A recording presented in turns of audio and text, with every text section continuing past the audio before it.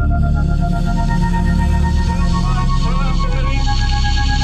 the only thing we have to fear is fear itself. Hello, and welcome to the intersection of faith and fear, where we discuss each week what scares us in order to find what saves us. This is the Fear of God podcast. This year, we began a new episode format, similar to our quarterly King episodes, like Dr. Sleep, which was just released, titled B-Sides. Like your LPs and cassettes of old, B-Sides represent off-format topics that aren't part of our normal flavor of coverage, but have us so excited we just have to share them with you. And today is most certainly one of those days. I am one of your hosts, Nathan Rouse, and typically with me is fellow co-host Reed Lackey, but I told Friday she had to get him home. That said, we do have a guest today. A frequent foggy friend, most previously featured on our Dr. Sleep conversation. Yes, it is the James Buchanan Barnes to my first Avenger, the Bucky to my star-spangled man with the plan, the Winter Soldier to my Sentinel of Liberty, the White Wolf to my Captain America. Wherever he goes, he takes all the stupid with him. Ladies and gentlemen, I could do this all day. It is Ian Olson. Ian, welcome, my friend. Welcome. It is great to be aboard. Yeah. I'm glad to see you. You were just on Dr. Sleep. Here you are checking out the gloves. You like that? Yeah, I'm. If I was a different character, I would be green with envy. All right. Well, Ian, before we crash this ship into Titan, I want to do two things. One, I want to tell you, listeners, to wash your hands, wear a mask, and keep a safe 6 foot distance from the children of Thanos. But also, you can find the Fog Pod wherever you get your podcasts, and your official source for all things foggy, that is, except the foggy of Nelson and Murdoch attorneys at law, at our website, thefearofgodpodcast.com. And while here at the Fear of God, we don't trade lives, we do trade this podcast full of all the value we hope you find in it for hopefully a 5-star rating or review, which you can do by clicking the link on this blog post or go directly to iTunes. And two, I know we tend to explore and not explain, but covering a 2-year-old movie feels like it begs a little explainer. We'll unpack the bigger version of why we're doing this later in the show, but the smaller version of why are you covering Infinity War is mainly we've wanted to check in with the MCU for some time, and with theaters throughout the globe shut down, it felt like a good moment to tackle one of the MCU's biggest offerings as a starting point. And in case you're wondering, for reasons that will be a little clearer by episode's end, we will not be addressing the events or content of Avengers Endgame in this conversation. Mr. Nathan? You should not be here. Well, I was going to go home, but I don't want to hear it. Well, no, but it was such a long wait until the next recording, and I just thought about what I was missing out on, and now I got to hear it. Well, you're the one who made such a good case for covering this movie. I mean, so it's kind of your fault that I'm here. What did you just say? I do not take that back, and now I'm here. So yeah, right where you told me you weren't sure you'd be here, but nonetheless, here you are. Well, here goes, Foggers. It's the kid from Queens, your friendly neighborhood lackey. It is Reed! Riri! Hey, buddy. Oh, my God. Yeah, that's an unmasked Spidey Reed. Oh, man. I've never looked so good. You've never looked better, my friend. You think this is nerdy? Just you wait. Oh, wow. Woo. Yeah, even better. I like the suit. Hey, oh my God. I can't tell if you're Spock or Ebony Maw here. You know what? What? Taster's choice. Yeah. Reed. We just had him on Dr. Sleep. Ian is here. Some call me Ethan. Oh, we're using our made-up names. Okay, well, I'm Dr. Riedenstein. And scene. That was beautiful. Oh. All right. Hey, boys. I'm glad you're here. Hi. But before we get down to business, you know what? I'm going to take this again. All right. Before we get started, does anyone want to get out? Oh. No? Then let's talk comic books. Huh? Yeah. Huh? Oh, I So, love fellas, it. I thought love a it. good inroad to this. God, I can't believe how nerdy I am. Nerdy, you are. I'm Look, listen. we've so got this whole collection. Like yeah. you An know, assortment. we're launching video now, so you know we just Hopefully, figure yeah, like that is the hope. let's just go for it. That Let's is the just plan. everybody just see. So, fellas, I thought a good starting point into this conversation about Marvel's Avengers: Infinity War would be, Ian, like you and I did on Star Wars, to just kind of unpack a little history with the source Mhm. medium, if any. Maybe it's a long history. Maybe it began with the MCU. Ian, I want, as our guest, if you would be so kind, for you to go first. Yeah. What is your history with the comic book medium? So it in a way that like it kind of is comical to me. It kind of mirrors what's happening with this episode of the Fear of God, going from like horror to now like talking superheroes. My inroad into comics was I got really interested in horror and Edgar Allan Poe when I was really young, and I discovered this thing called Tales from the Crypt existed, and then I found out the Vault of Horror existed, and the Haunt of Fear existed, and I was like, it just enamored with it. And I did more research. I went into local comic shops, and I found reprints of those. I found creepy and eerie, the stuff that came after the Comics Code steamrolled in and just flattened all the classic 40s and 50s horror comics. And from there just found like DC's 70s stuff like House of Secrets, The Unexpected, Witching Hour, Ghosts, and that just kept. I've never talked to anybody. Like, I've been a comic fan for like almost 30 years now, and I don't know if I've ever met someone whose inroad was what you're describing. This is really cool. And it just got more convoluted from there. Like I got into like Vertigo stuff from the DC horror stuff, and then from there just finding out because like genealogy and where stuff comes from is so important to me. I'm like, oh, a lot of these are Golden Age characters. Interesting. So I started looking into that, which led into in this weird direction, like Frank Miller, like Dark Knight Returns, Watchmen, and then that just opened up like because the first superheroes sounded silly to me, but that sounds right for you, yeah. So I condemned it, and all who read it. But the way that Miller and Moore and like Grant Morrison, handled these storylines and characters, then I went out on a whim and I tried out, like more contemporary DC stuff and Marvel. And what really the linchpin for me was like Chris Claremont and John Byrne's run on Uncanny X-Men. Yeah. And I gobbled that stuff up, man. And then from there, I just wanted to know everything and just began reading lots and lots of comics. I don't know if you've read anything like current, but it's amazing. And I'll get to this, but I'm pretty familiar with the Claremont era, and what in a 2020 comic book takes 5 minutes, 6 minutes to read was what a 20-minute, 30-minute investment, because Claremont is the wordiest writer in comics history. Yep. And it really, when I'm reading like the Dark Phoenix saga in 3rd grade, I am just like considering things that my peers are not. When Age of Apocalypse is God, I love that book. All the mutant titles when I'm in 4th grade, that affects my OCD to where I'm now worried about counterfactuals and like, what if there's an alternate timeline where this doesn't, like, it really messed me up for a long time in ways that I'm only now coming to grips with. So that's wonderful to hear. Riri, what about you, brother?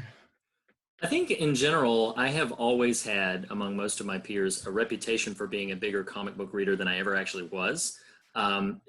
Truth be told, for mostly economic reasons, whenever I would find comic books, they would be usually at like a flea market or something like that. So I would collect them, but I never had growing up the experience of, okay, new titles coming out. I'm going to the comic store. I'm going to be picking up the next installment of this sort of serial storyline.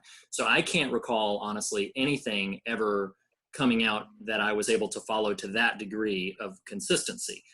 Again, I would, whenever we would go through like a flea market or a garage sale or something like that, and there would be a box of random comics over there, I would, scour through it and take home, 20 for $1 or whatever the big deal was. And then I would just devour those. So as it was, most of my connection to comic book characters did pretty consistently come through films. So I learned about Superman more from Christopher Reeve's films than he didn't direct them, but from his rendition of Superman than I ever did from the Superman comic books. Likewise, Tim Burton's Batman, even the Batman 60s campy TV show, those kinds of things were more my inroad than the actual source material itself. It wasn't until I became a teenager that I began to more go back into the back catalog, read things that I picked up, the trades from the library, or which I still do when there's a big story and I'm like, I've never caught up with that. Let me go. Like in preparation for Captain Marvel's run, I grabbed a couple of popular arcs that the internet said like, these are the Captain Marvel stories to read. So I went and picked those up and read them. That's more my engagement at this time, and historically has been that. It's usually movies which prompt and drive me to go and seek out the comic books than just interest in comics themselves. Mm-hmm. That's awesome. I don't know. We had family friends growing up who, I've got an older brother. It was a pair of brothers that they were kind of into comics, but honestly, like nobody in my family, like I was the kid who read comics. I just was. And I don't know if it's middle child syndrome. I don't know if it was my Enneagram 4 need to be different. I don't know what it is, but I just gravitated towards that kind of wild storytelling. And it's funny, I was thinking about this today, and I think the very first comic I remember owning was an adaptation of Teenage Mutant Ninja Turtles 2, The Secret of the Ooze. Ooh, right? yeah. But, yeah, way back. Vanilla Ice, yes. But that didn't begin kind of serious paying attention to it. That was in 4th grade. Wow. We old now. People, Fear God listeners are like, Nathan can't remember anything, but he remembers in 4th grade he had a Ninja Turtles comic book. So there was that one, and there's 2 issues that are concurrent to each other. One is that I owned, and it's only because I remember the cover, is Amazing Spider-Man number 348, which is dated, I looked this up today, June 91. The cover was by Eric Larson, who would go on to help create Image Comics, which 25 or however many years later birthed Walking Dead. But honestly, I never was a huge Spider-Man fan. I was not anti-Spider-Man, but my inroad and what got me serious about comics, which does bespeak to this middle child need to be different thing, was the X-Men. And X-Men number 1, circa 91, by Jim Lee and Chris Claremont, is, and any comic nerds know that is like a seminal comic book in the history of the medium, like not just in X-Men. I mean, it smashed, kind of money made for Marvel at the time, and was where the moment I sort of pinpoint as starting my comics reading, which was concurrent, and I don't know if this rings a bell for you, Uncanny X-Men 281, which is the Fitzroy Bishop story. Yeah, so those came out roughly the same time. And so X-Men 1 comes out, I start reading that monthly. My mother would comment to me in high school that, asking me was I going to wear comic books to school, because I did not spend my money on anything else, things like clothing. But, do what? That's stupid. yeah, of course I'll wear comics to school, Mom. It's cool now. But so that started really seriously paying attention to the medium. Collected pretty seriously, which is hilarious. You know, like anyone who knows the history of this medium will know, you start collecting comics in the 90s, they're worth garbage, right? Like they're nothing. Reed, I was about to call you Spider-Man.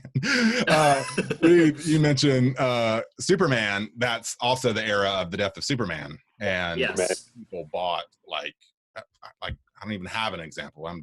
Yeah. You know, it was just absurd the amount of things. Oh man, this is going to pay for my kid's college. You know, like that's worth a nickel right now, if that. Yeah. Like, yeah. It's that bad. But nonetheless, I was always an X-Men fan, and in fact, it wasn't until probably pre-MCU era, circa that time, that I actually started paying attention to the Avengers in a real way. I mean, like X-Men was my gold standard for what I read and consumed from a comic book standpoint. So like I'm pretty unfamiliar with probably about 40 years of Avenger stories. I'm aware of them and kind of know the names, but you know, up until 10, 15 years ago, I wouldn't be able to speak much to them. Interesting. That's fun. So I do want, on the spirit of that though, and this is gonna turn the dial for us into this bigger conversation. Had either of you previous to MCU read the Infinity Gauntlet? Were you familiar with the story previous to? Yes. It was one of those that I had picked up from the library as just this is a big major story. It was on the shelf as I was browsing it, and so I was like, I know that this gets talked about a lot, so let me take this home and read it. And so I had encountered that before even the first Iron Man came out. That's awesome. And Ian, you were versed in that one? Yeah. Yep. I read that back in like 90, 95, something like that. Yeah. As part of my just overall, like, yes, I've discovered a thing and now I have to exhaustively know about it, you know? Well, and that's such a, you know, listeners, if you're interested in any of this comic stuff, you know, hit us up on the socials for references or whatever. But that story, it's very dated now, decisively so, but is just a signature work of Marvel's canon. And in fact, when the first Joss Whedon Avengers film released and that tag shows up on the end, I was gobsmacked. I was like, I cannot believe they're actually attempting this. Because again, if you know the lore, you know you show Thanos and you're going for the gauntlet, right? That's the story to pursue. Yeah. And at this point, Marvel Publishing has kind of beaten the Jim's ethos or kind of elements into the ground. It's absurd. It's like, yeah, okay, really? Okay, whatever. Stones or gems, Gamora's got, okay, whatever. Infinity this, infinity that. But no, goes on forever. Yeah, that's a lot of fun. So, Reed, while you were off revealing your identity to the public, I was sharing with listeners and with Ian that I love the idea that listeners are like, why does they call him Ethan sometimes? Well, that's going to be a bonus episode one day. Just tell us why that happened. We got a lot to figure out. Yeah, we got a lot to get to. That's not for this. That's like the editor's note. You're like, star. See. But I was sharing how, you know, we're here to talk about Infinity War. We're gonna have a lot of fun with that, but ultimately there's a bigger why at work. But as we were figuring out some inroads to discuss here while keeping Endgame at bay, which we are definitively going to do, I thought it'd be fun to ask us, as the idiot wearing what he's wearing, to list our top 2 MCU characters. I'm going to give an honorable mention, and then I'm going to throw it to Reed. I actually considered making this one of my top 2, but I was like, that's okay. Michael Pena as Luis in the Ant-Man movies. He's so wonderful. He's so amazing. Great. He's amazing. Yeah. What a gift he is to those films. Mm-hmm. They are good movies. I like them. And they're fun, and Rudd is great. And I actually like a lot of the effects of, you know, kind of the bigness and smallness and all that sort of stuff. But they are lesser films without his presence in them. I think. Oh yeah, Yep. I totally agree. Reed, what is your number 2? Okay, so it is kind of appropriate that these guys duke it out. I am going to cheat. I'm going to Okay. cheat, and because I could not decide which of these two to land at number 2. I feel like I love them. So is for it a different tie, reasons. or is one an honorable mention and one's a 2? No, it's a tie. It's a Okay. straight up tie. They are. I wrestled with this for hours. I love this is just the way we are, and so it's totally fine, and I love it. Like, hey, name your top X amount of things. Okay, well, I'm going to plan for X with a parentheses of 2 or 3. Okay. Yes, exactly. Yeah, exactly. yeah. So no, tied at second place are Bruce Banner / the Hulk and Thor. And Good. and because I could not decide between the two of them, which of them to give that number 2 spot. I love them for different reasons. If we're going with the first Avengers film, Hulk would probably win out. If we're going with some of the later entries, particularly Ragnarok, Thor's going to win out. And so, like, since they had this sort of friendly rivalry throughout the MCU, I was like, okay, I'm just going to let them tie at number 2. That's them for me. So they're tied at number 2. Or like smoldering fire, or like raging fire. They're the same. They're the same, man. Oh, it's great. That's great. Movie is so good. Well, and we can feel free to kind of unpack some of these as we want. I'm an Edward Norton fan. I'm an Edward Norton Hulk fan. Like, Yeah. I think that movie's decent. I think his performance is strong. I think he's great casting for that role. But I love Mark Ruffalo, and I have loved Mark Ruffalo for a very long time. And so when he got announced as the new Banner, I was like, I can live with that. I am totally fine. He's great. Yeah. He's wonderful. Yeah. And he took the character places that it needed to go that I don't think Edward Norton's he's an excellent actor, but it would have been a dramatically different interpretation of that character. And I think Ruffalo is what they needed to take Hulk where they were taking him. That film is the one MCU that my kids haven't watched now. And it's like, it's okay. Yeah. I get it. And on your Thor note, I mean, Hemsworth's reveal as what he's capable of in Ragnarok is just wonderful. Amazing. Yes, it's amazing. No, it's absolutely wonderful. I did rewatch with the kids recently 1 and 2, and props to those who rib me for having previously spoken nay over it. I say the nay. Dark World, it's fine. It's okay. Sure. It's fine. They're all watchable. I mean, like, let's be honest. Like, all of them. I could turn you on and watch, and then turn it off. Like that. They exist as a thing that I could sit through. Like, there was, your esteem will be dissipated a bit, but they are watched. Yes. Right. Ian, what is your second place and or honorable mention and or second part 2A and 2B? My 2A is Beta Ray Bill, who we didn't see, but we did see his. Wait a minute. Yeah, that was in Ragnarok. We saw a statue of the head of his in Ragnarok. So doesn't take much, does it? So technically, he's in the MCU. His countenance, his visage appears. The horse-faced Thor. His third place is Howard the Duck, surprisingly enough. Okay. My second spot is Tony Stark. Nice. Because he covers so much ground emotionally and developmentally from Iron Man to Infinity War, and what I like is that it's not a straight shot. It's not just this steady gradient of like, oh, he's not a capitalist scumbag anymore. It's he himself doesn't know best how to figure out how to be a better Tony Stark, and he is stuck in his own hangups of finding solutions by all I know is how to make things. So I love that he is regularly his own worst enemy, even as he's trying to make things right. And so I find his, I guess we could call it his arc, but again, like what I like about him is that it's not just this steady thing that starts here and ends here. He kind of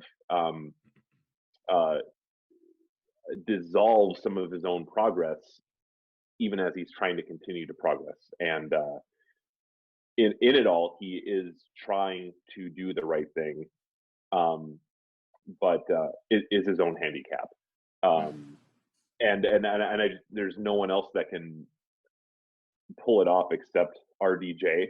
I utterly believe him every step of the way. He's perfect. Yeah. So that's really it.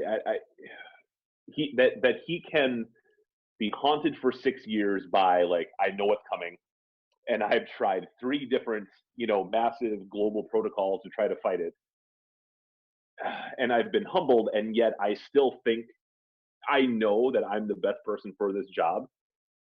And though I'm haunted by that, and though I've lost my lady and I've gotten her back, I can still come up with a sarcastic nickname for everyone within moments of meeting them. That's just, like, hard to pull off. Usually either you're I'm sad, or you're like, I'm boastful and cynical and I crack jokes. And it's just really difficult to, like, be all of those things, like real people are.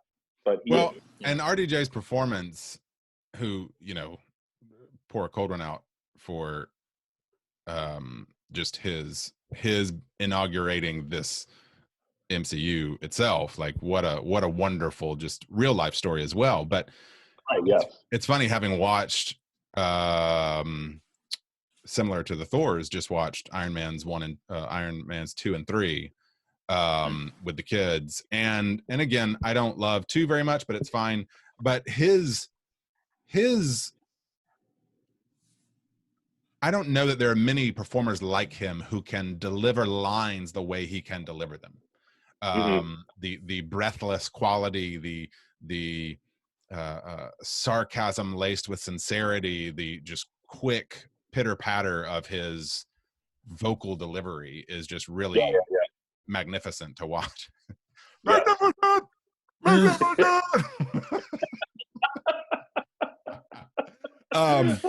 So yes, Iron Man, Tony. Now, let me ask you, as a comic fan, did you mind? Spoiler alert, I did not, and I loved it. The Mandarin pivot in 3. I love it. I absolutely love it. And, like, if you don't love it, screw the haters.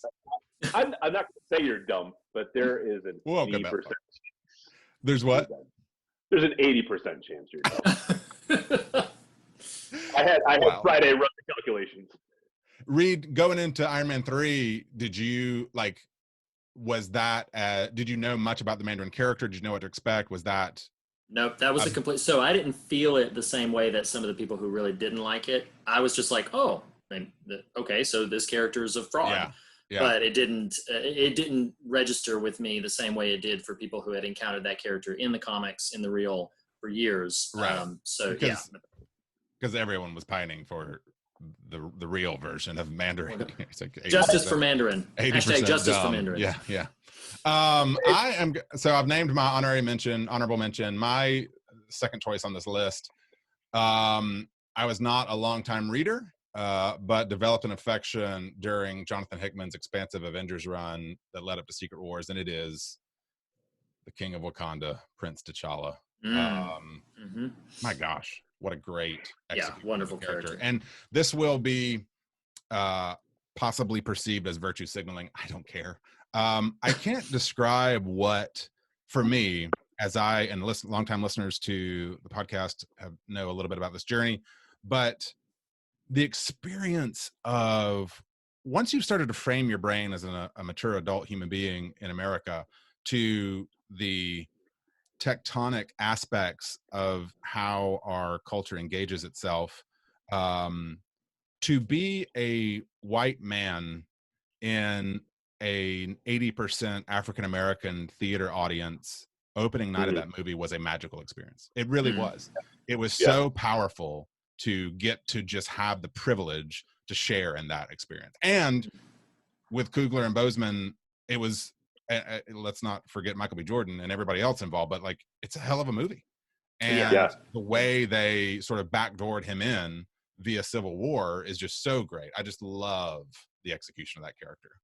Yeah, absolutely. I am going to posit a theory, and I do not know, but we will see. I would predict possibly that all three of us have perhaps the same number one. Whatever do you mean? and what earlier when Ian started talking, I made this weird little like tilt with my head because I was like, oh my god, I can't believe this is about to happen, because I'm watching Nathan's outfit right here. What? Ian already mentioned old Tony Stark Iron Man sitting right there. I was like, well, there's one other person that's sitting in front of him, and I'm like, I know who my number one is. It's the Grandmaster. It's the Grandmaster. No, Thunderbolt Ross, right? Thunderbolt Ross. Yeah. There, everybody. Even that's not William Hurt's favorite character.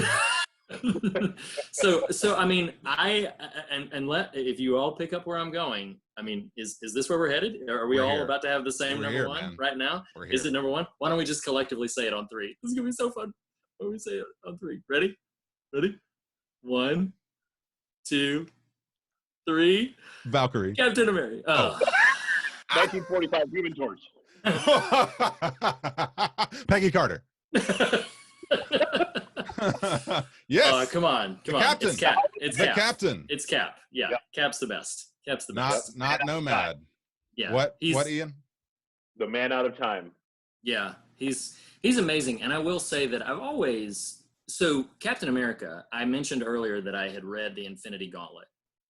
I remembered a lot of little things about it, but there was one moment prior to MCU ever starting that stayed with me from Infinity Gauntlet. Mm-hmm. And that one moment was, and I don't even remember the entire context of it, but in that battle, Thanos has basically decimated everyone. And because Captain America, albeit a supercharged human being, was still ultimately sort of a low-level threat when you compare him to the fighting power of Thor or Hulk or whoever else. So Thanos had, up to that point, relatively left him alone. And Captain America is the lone one standing there. And everybody else has been decimated. And I remember in that moment, and this is from the Infinity Gauntlet comic book. I know they pivoted a version of this in Endgame, but he takes off the shield and he says, "You have not won as long as one of us is standing." And then marches right, he knows he's about to just get decimated, but marches right up to Thanos and stares him in the eye. And that moment stayed with me from the comics so much that I was already primed, even though not having read a ton of Captain America stories, I was already primed to just love this character. Chris Evans nails the spirit, the tone. He did. Yeah, he got it. He captured it completely, perfectly, and executes it in a way that is so endearing and is so inspiring. And there's so many things that I love about the MCU, but none of them compare with how much I love Captain America and his arc and his stories. I love them. Oh, fun story here. So the Children's Theater of Charlotte is a fantastic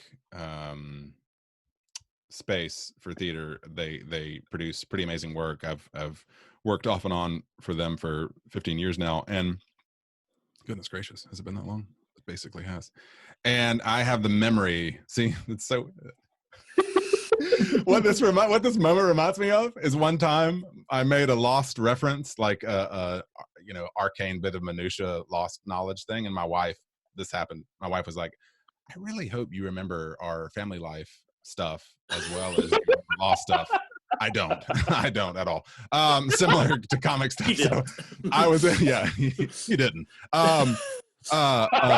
I was in the Children's Theater in one of the dressing rooms. Like, we're all friends here, and so we can share things like this. But like, I remember getting the news that Chris Evans had gotten cast and having this pang of like, even though geographically I was nowhere near, I did not have the history or anything relative to be able to audition for that role, but being slightly panged that someone had definitively gotten the role because it meant it wasn't. Yeah.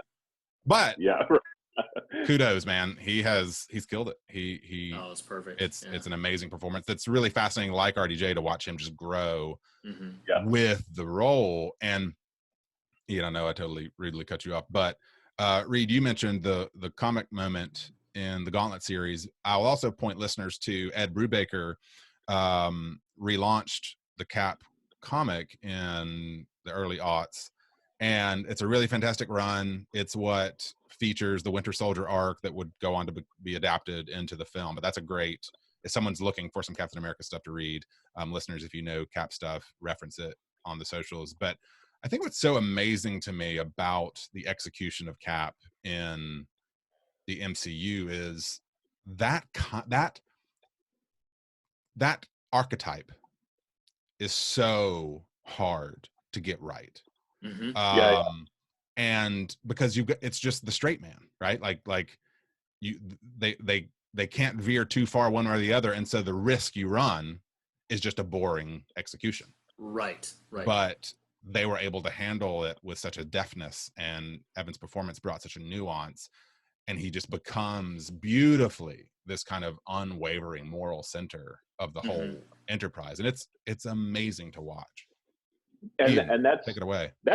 That's what I want to emphasize with Evans's like performance is we in our era are so used to our heroes having feet of clay. If there isn't some kind of like vice about them, we automatically think like, whatever, this is just a cardboard character. This is just the good guy. We find them unbelievable. And Evans's Steve Rogers is like virtue in the flesh, and but he's not self-righteous in any way. There's no fury of like moral superiority that he has over anyone. Although he doesn't stray to the left or to the right, really, we see him agonizing. Like, okay, so what is the right thing to do right now? He doesn't always have a certainty over what it is. And I think that is the moral realism that he brings to it. He's like, we really lucked out that scrawny Steve Rogers was the guy who got the super soldier serum. Because look what happens when anyone else gets access to power like this. We really supremely lucked out that a genuinely good guy got it, who at any price to himself, he is going to do what's right. Yeah. And it's not going to be easy, but he somehow embodies it as I don't know, that it's not a cheap or easy decision. It is going to cost, but he is going to pay whatever the price is. He's in. He can do no else. And I can't think of a lot of people who can do that without I don't know, without it feeling like a smug Puritan kind of feel to it, you know? Yeah. That's the that he brings to and it. it's funny.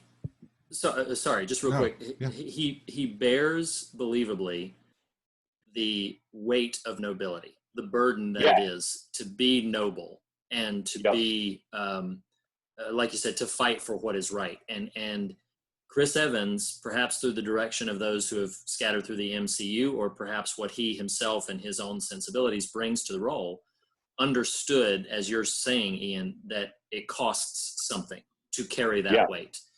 That it is not easy and automatic. He can fathom the awful things that people can do, but actively continues to choose the right thing and the right path. And that, I think, is a harder choice. It's much harder to convey. And he does a brilliant job of it. An asterisk, and then I want to come to that, but I've always been impressed.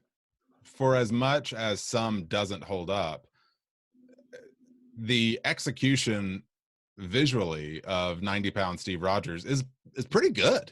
I remember the first time seeing it, I was like, I mean, you know, it kind of works. And so I'm really impressed with that. But both of you said some version of this, but I remember reading, I think it was on extras of Endgame, where you see interviews with some of the actors, but also just reading over the last 18 months, these actors being talked about and talked to. But I think part of what made Evans such a good choice is he agonized over even wanting to do it. Yeah. And versus what you would get with a lot of people, as I just told the dumb story, is it's like you bear the glory as opposed to resisting it and holding it at arm's reach. and it's almost like his just sort of mental psychology about the actor playing the character helped imbue the character with that same level of detachment but honorability. Yeah. Yep. Totally. That's really fascinating. All right. That was fun. My man said Beta Ray Bill.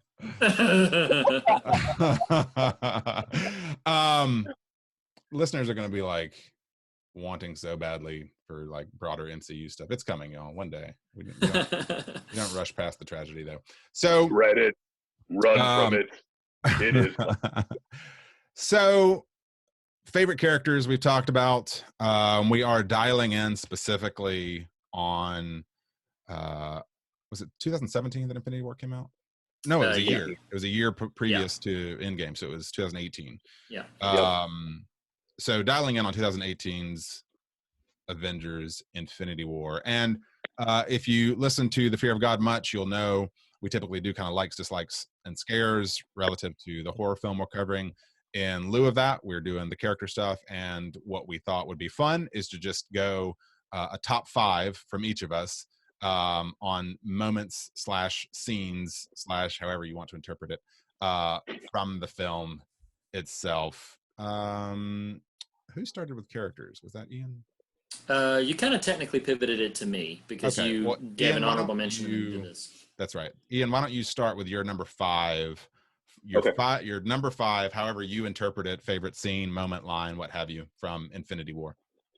Yeah, my number 5 moment is Cap's arrival at the train station. I have that a little bit higher on my list.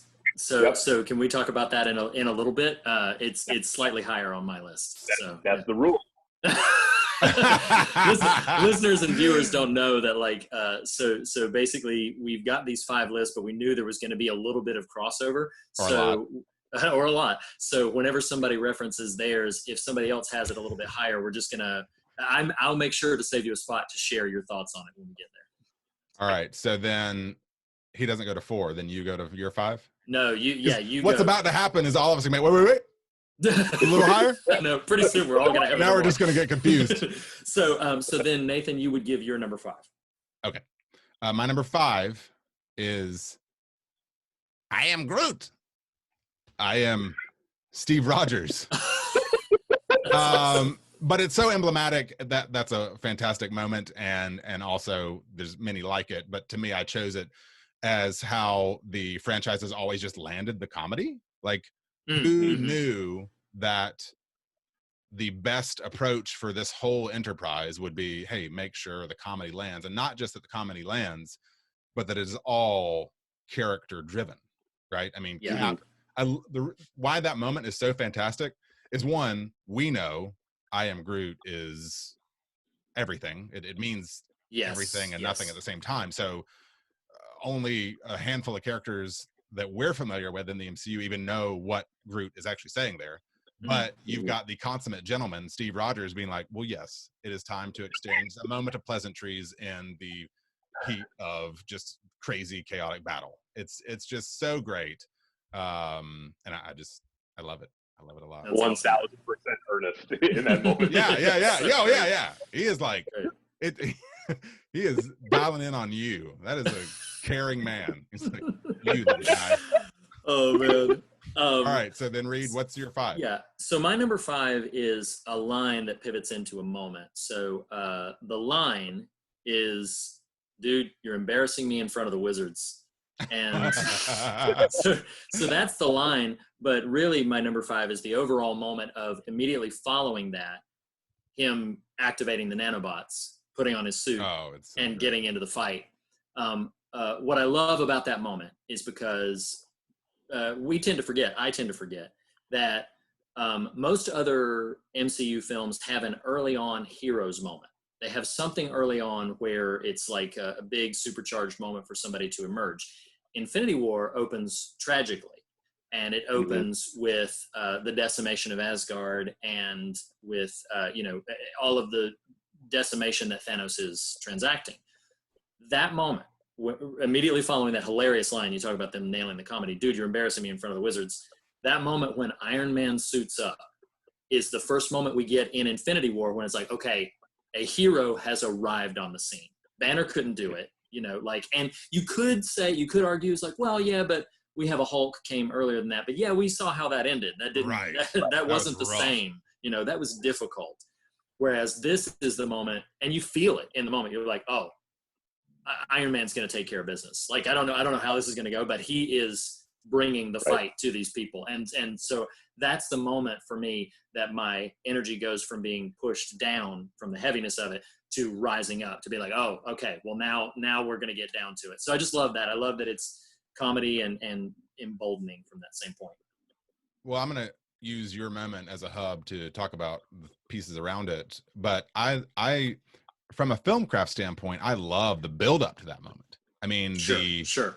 You know, are you making your hair move? From that through then, I mean, the quiet, the calm, the wind is blowing outside. There's no score, you know, orchestral score. They wander outside. Chaos is beginning to happen. I love that whole little sequence there. It's great. Yeah, it's really, really great. Ian, what about your circling back around to you, number 4?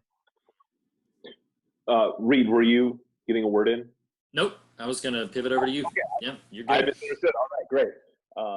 My number 4 moment is the kind of like pastoral conversation that Rocket tries to have with Thor when they've taken off on their side mission. And so there's the humor first, because Rocket has, you know, positioned himself as the captain, and he's not, right? He's like, well, time to be the captain. But what I really love about it is how Thor is haunted by all the loss that he's experienced the last 3 movies, and just that what he ends on, you know, when he says, you know, revenge, grief, you know, these are great motivators, you know, and if Rocket says, okay, yeah, but you know, what if you're wrong? And the culminating moment is Thor saying, well, if I'm wrong, what more could I lose? He is utterly at the end of his rope. You know, like, okay, the worst case scenario, it has already happened. Like, if I die, that's not even worst case scenario, because I have nothing at this point. And we've seen Thor kind of animated by, you know, like restoring things, and we've seen funny Thor, but beginning to see the Thor who knows, like, I wasn't there, I wasn't able to save my loved ones and who I'm responsible for, and that failure leaves me, like, my one purpose is to try to, like, he knows he can't undo it, but all there is left is to kill Thanos, and he's not even thinking about the loss of his life. And I'm not trying to paint that as like a noble thing right there. It is just so the absolute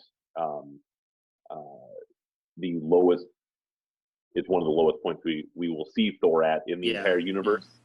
Well, just for him to speak that way, like, you know, that's how I understood it, as like the worst has already happened. You know, it's not the worst isn't like that I died trying it. It's like, it's almost like the worst is I go on living and I don't get another shot at Thanos. Yeah. Well, and I think one of the franchise's best sort of dark horse threads is the pathos of Thor. Yes. Like, it's agreed. Once it starts to kind of materialize and take shape, it is a damn impressive bit of long form storytelling. Yeah, couldn't agree more. So that was Ian's 4. I guess What's I'll your do number 4? my 4. So my 4, surprising even myself. Dadgummit. I had an honorable mention here. Maybe we'll get to it. Maybe someone else will mention it.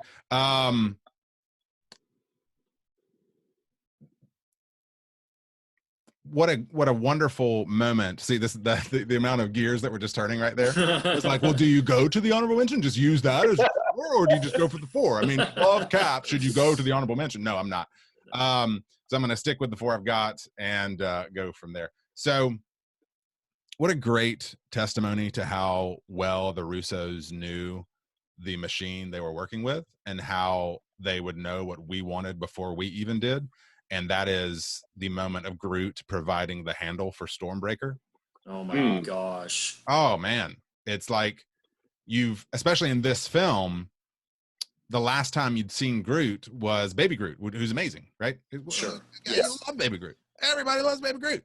So then you get to petulant teen Groot, and you're like, oh, wow, I don't know how I feel about this. Like, it's funny, but Groot in Guardians 1, mature Groot, who sacrifices himself in one of the most beautiful moments in the entire franchise. Then Groot episode Guardians 2, who's cute as a little button.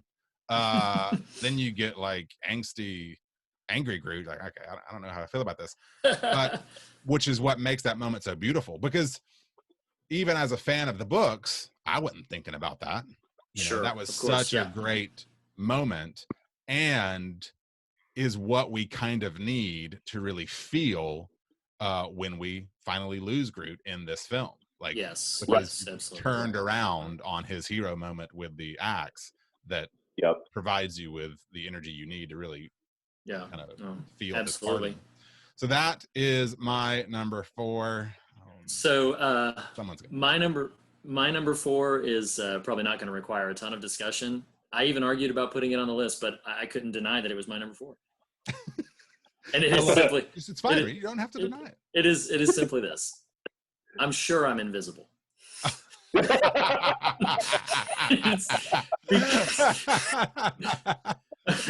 That whole, what a great character anyway. Like, I love what they've done with Drax. So good. But that whole bit, which in an otherwise very weighty film would have been the easy discarded throwaway, is so delightful. They hang there so long. They do, because he's it's amazing. He does the whole bit where he's like moving his hands up, and he's like, I'm sure I'm invisible. And suddenly Manta comes in there, hi, Drax. Yeah. It's just so great. I just, for pure, yes.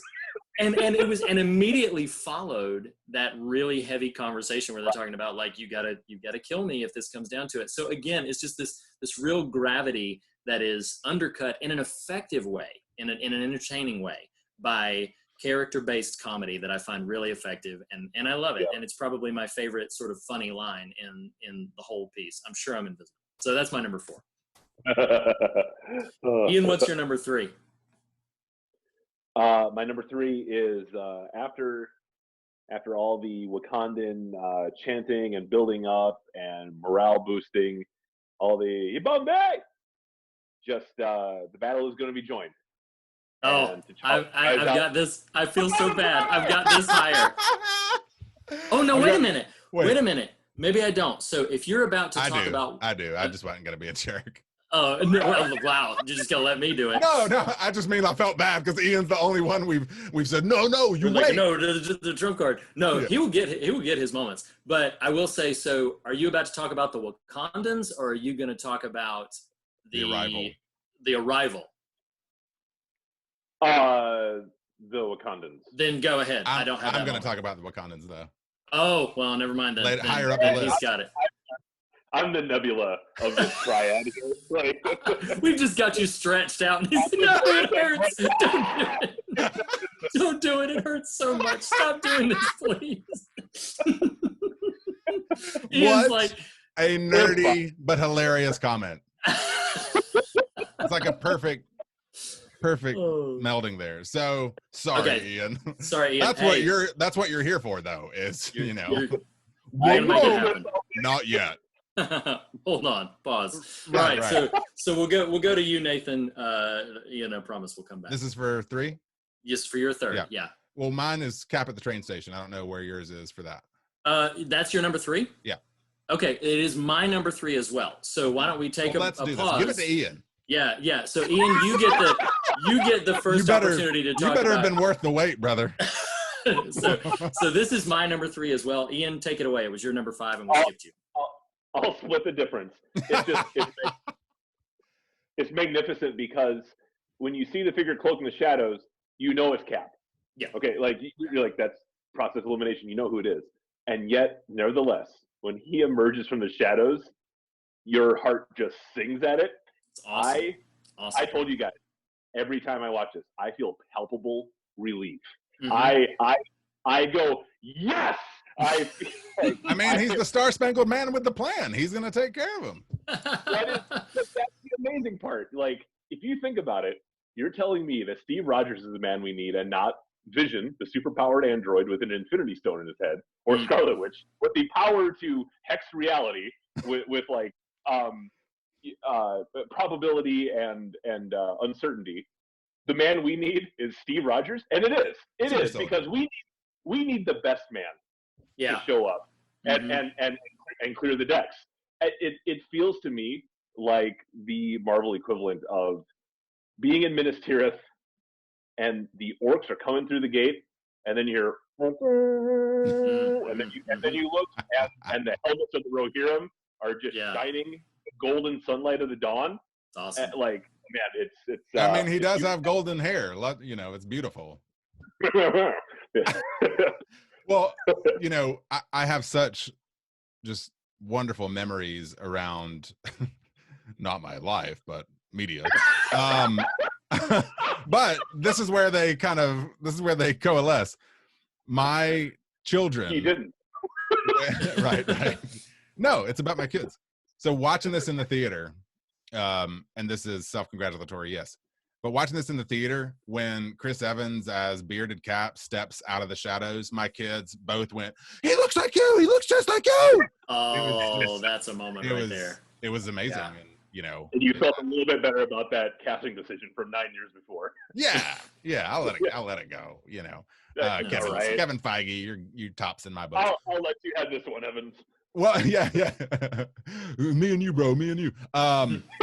But it's also, you know, I referenced this a few minutes ago, but it's like, it's such a great, in terms of the film craft, like, you know, I know, well, I'm not going to get into a Scorsese discussion, but talking about pop culture, right? Like pop media and pop art is what I'm grasping for there.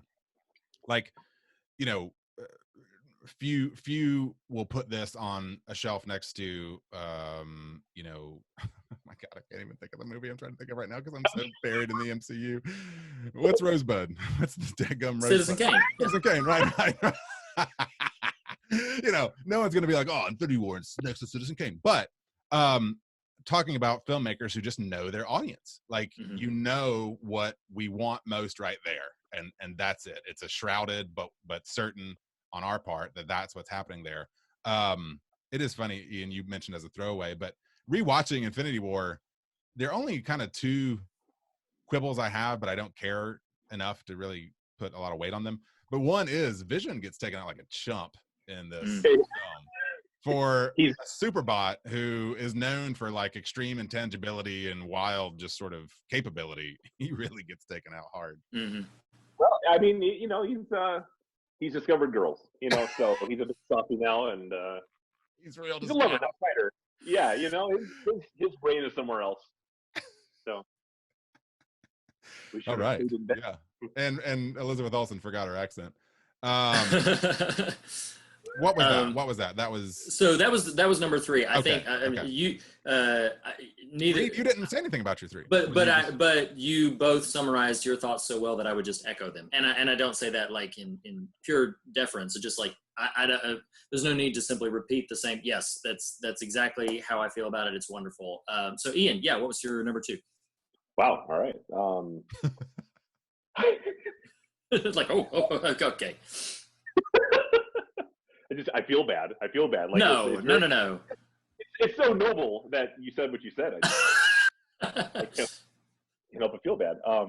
My number 2 is the entire moment where Thanos is incapacitated by Mantis. They're trying to remove the gauntlets. Sorry.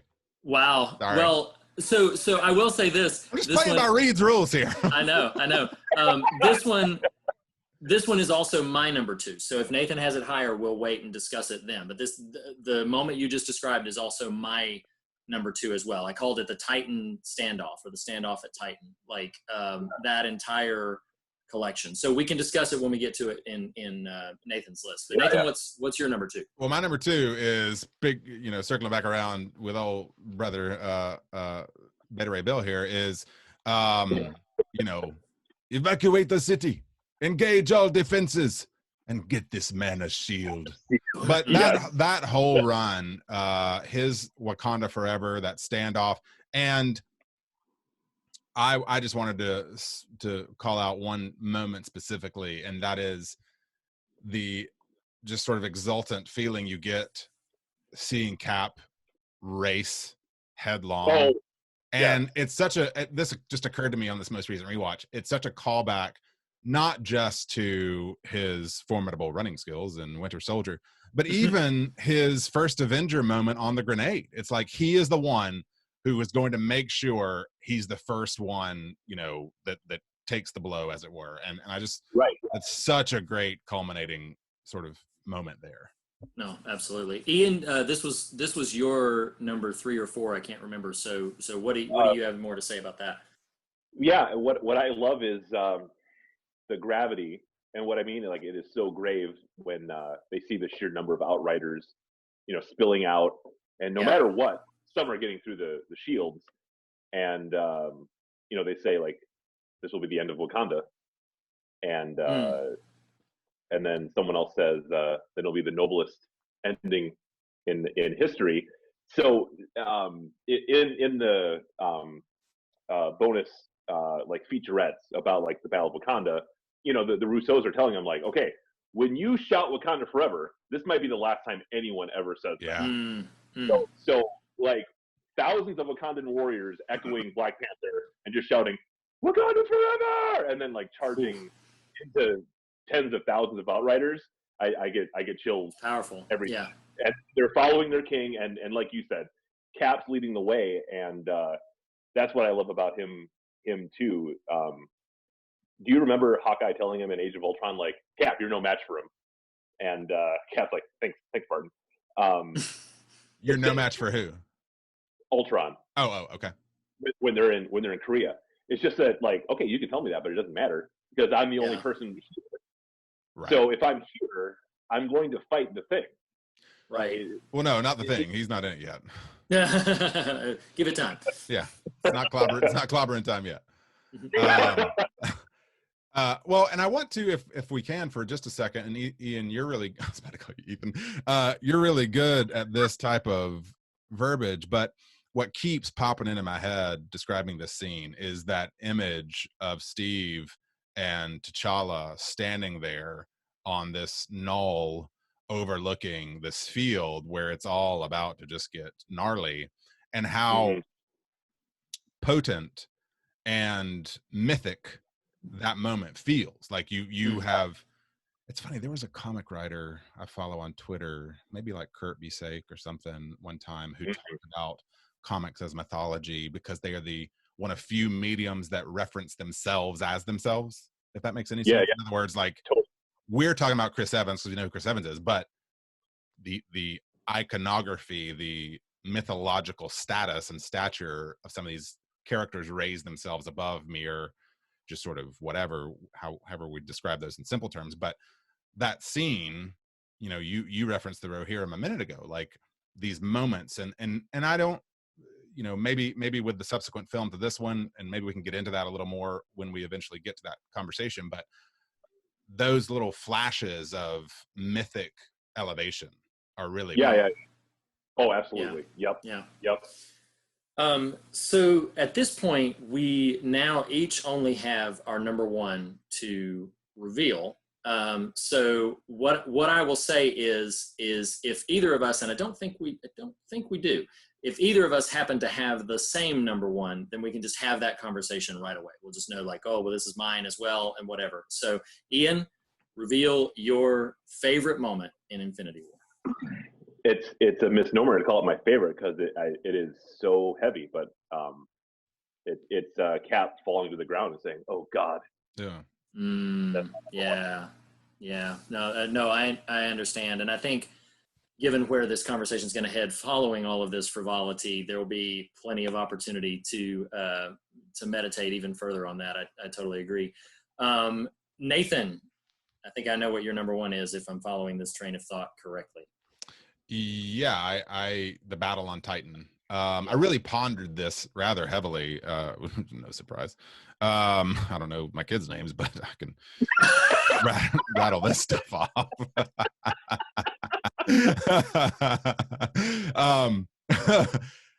But even for what comes after this scene, and there's one that I wonder if it's reads as exultant as that one is, I felt like this was the most richly motivated sequence. And felt like, because once the battle on Titan fails, we kind of understand where this is going to land. Yes. And because one of the things that hadn't really come up in this conversation much, but I want to highlight here, is the plotting of this film. Plotting, the plotting of this film.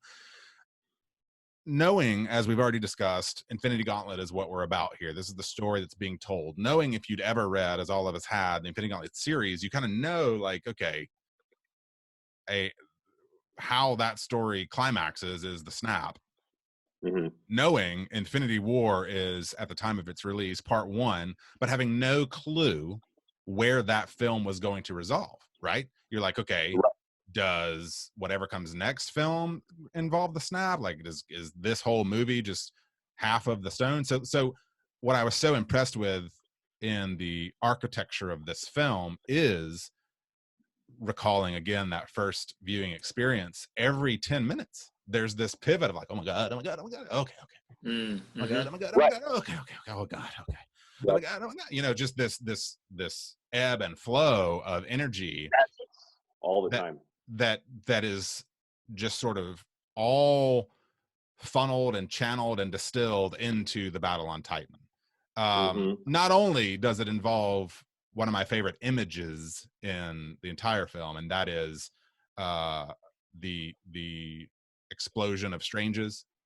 That I love it. I became as in continuing the footnotes here, Jason Aaron's run on Doctor Strange is really great. If it's something you want to look up, go for it. But so I've really grew fond of that character leading up to his inclusion in the MCU. Well, so you got that imagery. I can't remember who else this was further down the line, but the weight when they finally are right there, like, it is so hard to watch that scene resolve. Because again, once and you know, it's even popping into my brain right now, just that image. Is it Tony or Peter that has the glove off? I mean, it is Peter has it off. And then it just and then Quill does what he does, and man, that is a rough and heavy but amazing bit of sort of film craft and choreography. And it has all of the best that this film has to offer in terms of coordination between specific characters' abilities and the way that they can truly they each have their own movies, but these powers all come together to reveal this. And the fact that had it not had the grief moment, which I always had a soft spot for what Quill's experiencing in that moment, but had it not had that, they would have temporarily succeeded. You know, they would have been able to get it off, do something with it, and, you know, at least incapacitate him for a moment. So yeah, it's a powerful scene, very effective scene. Yeah, go ahead. And that's what I think is, there's a lot that's fantastic about that sequence. What I love is, you've mentioned like mythic elevation, Nathan, but what the end of the battle on Titan is about is it's not that like, it's not really that Thanos was fated to get the gauntlet back and snap. It would have succeeded. What it comes down to is a human with human feelings putting it together. Like, you killed Gamora. You killed the woman I love. And what I love is Tony recognizing what is going on. Yeah. In Quill's heart. Catches it early. Quill, we are almost there. Like, he is pleading with him. Yeah. Like, don't stop it. Do this later. And again, RDJ, I just completely believe that he's like yelling at this guy, like, don't sabotage this. Yes. And Quill can't not. Like, so what I wrote down for the scene, I summed it up with, no, you didn't. You know, the way that Thanos, he's under Mantis's control, right? Yeah. And he's like, I had to. And Quill's like, no, you didn't. No, you didn't. Yeah. And just everyone sells that scene so perfectly. Yeah. Thanos as like grieving, mourning, burdened with destiny, but shooken up by it at the same time. Quill just believing and like not having any of it. Right. You know, Right. and that wins out over even like the stated like the universe is literally at stake. Right. Yeah. And Yeah. but that's how these things play out, right? When us humans get involved, Yeah. right? Like Yeah. it's those and things that turn sort the of, tide. and maybe we'll spend more time talking about Thanos here in a minute, but having just watched Guardians 2 very previous to this, and how Mantis, her powers work, like you just said, Reed, the orchestration of that scene. You've got the Battle of Wakanda, which is great, but it's bedlam, right? It's not. Yes. Right. It's not orchestrated. It's not coordinated. It's just chaos and war. What they pull off and almost succeed at accomplishing on Titan is this masterfully fine-tuned, precise bit of kind of coordinated assault.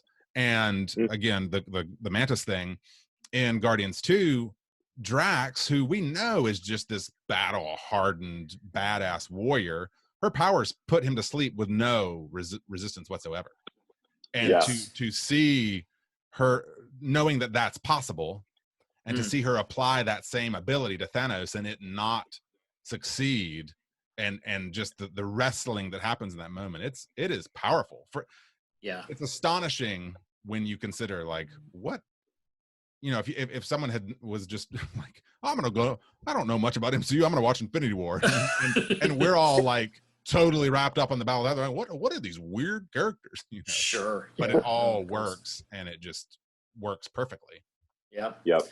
So I guess that only leaves me. It's like Cap against Thanos, and I knew going into this list what number one would be. There was never a contender otherwise. It's been my favorite moment since the moment I saw the film. I almost stopped you earlier, Ian, because I thought you were about to mention it. Nathan, you mentioned Groot, sort of bringing his arm to bear and becoming the handle of Stormbreaker. And so then that Battle of Wakanda is so, like, everything is going. Titan at this point has not taken place. The battle on Titan, I think, is either not taken place or it's already sort of failed. But the important piece, I think it hasn't taken place yet, but the important piece is at Wakanda, they're losing. You see everybody go down. King T'Challa is overpowered. Cap is overpowered. Hulkbuster armor is overpowered. And you've been watching what's been going on up here, but still it doesn't quite connect until this all of a sudden makes me so happy. Yeah, until all of a sudden you see Rainbow Bridge come down and the music changes. And it's the first moment that they really hit hard that familiar Avengers theme in the film. It's been touched on earlier in the film, but it's the first time that it really sort of pivots over. And then suddenly you see Stormbreaker come through and lightning just begins to take out tons of these what are they called again? The Outriders. It begins to take out all of these little Outriders, and then all of a sudden he appears on the battlefield in all of his former glory. He is not force of a star, scorched in the face. He is Thor. The mighty Thor once again has arrived. And what I love so much about the moment, I just love the way it all culminates anyway. But what I love so much about it for that character is that character had never had a moment like that yet in the rest of the films. He's part of the team. He's sparring with Hulk. He is definitely like one of the strongest, but he had not yet in any of the Avengers films. Strongest Avenger. Yeah, it's like, no. Point Break. So, but he had always been a bit of, and when you get to Thor Ragnarok, literally a bit of a joke. Like, Thor Ragnarok's a wonderful film, a film I love very much, but Thor had fully kind of become the comic relief. And what I caught on to this viewing that I had never caught on to before is Banner telling Tony Stark that Thor is dead. Yeah, and then Captain America telling when they go and connect with Rhodes, and he's like, Earth has lost, and this was the line I could not remember. He said, Earth has lost its greatest defender. And I was like, he's talking about Thor. They all think Thor's dead because they have no idea where he is. And the last time anybody of this troop saw him, he was getting pummeled by Thanos. So everybody thinks Thor is dead. So the glory of that moment and the look on Banner's face when he takes the helmet off is like, oh, you are so screwed now. Like it is one of the most perfect the hero has arrived moments in all of the MCU. There are, perhaps greater ones in the film we're not discussing right now, but up to that point, it is one of my favorite, like the hero has arrived. The day is about to be saved, and we know where it goes from there. But man, that moment, just stopping at it was like an electrical charge shot through the room in the movie theater. Yes. It was amazing. Everybody almost hit their feet in mine. Like they just could not contain themselves and then he runs into the battlefield and he's like, bring me Thanos, and he rises up in the air, crashes down with the thunder. Oh, I see you've adopted my beard. It's perfect. And I'm so happy. Early drafts of the script previously gave Captain America the save the day arrival. Early drafts of the Infinity War script previously gave that moment to Cap, that Steve Rogers would basically stay out of the picture until that moment, and then that would be. But early on in development, I don't think they ever even filmed anything differently. But early on in development, the Russos decided, like, no, this belongs to Thor. Like Thor needs to have this, and it was such a brilliant call. And it's my favorite moment in this movie, and it's one of my top 3 favorite moments in all of MCU. And you start to feel it right before. And I don't remember what separates what I'm about to reference from his arrival, but the moment when he is charred from the force of a star lighting his body up, and Groot makes his appendage into the handle of Stormbreaker, and the sort of just still hand of Thor starts to move with electricity. Oh, it's so great. It's wonderful. So great. Yeah, so that's my favorite. All right. Was that everybody? That's fine? That's all of us. My honorable mention, I will throw it out here. My honorable mention was Cap gripping the gauntlet. Yeah, sure. Oh my gosh. Yeah. Wonderful. Yes, yeah, wonderful moment.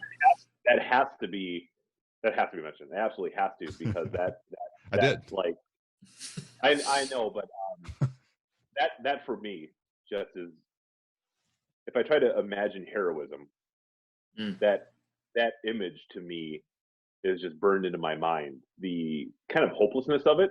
Just we haven't seen Cap fight so furiously as that. Like it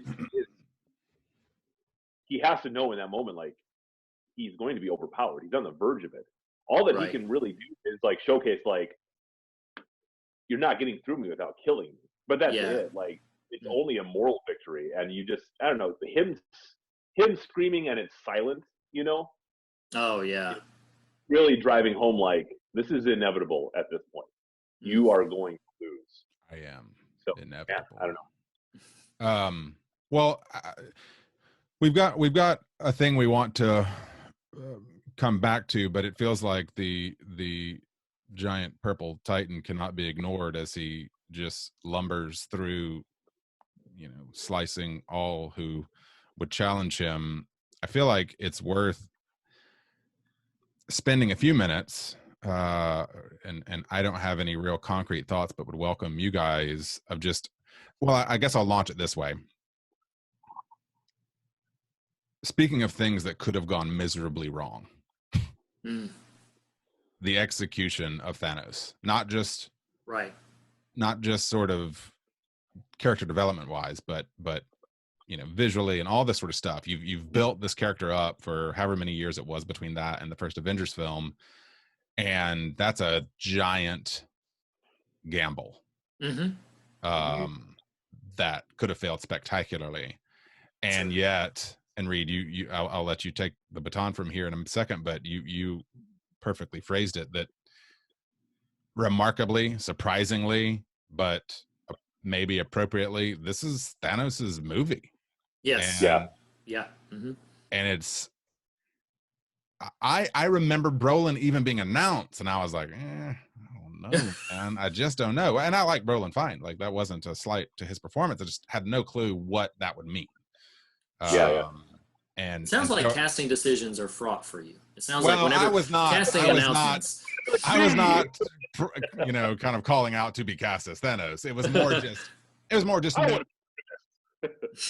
Yeah.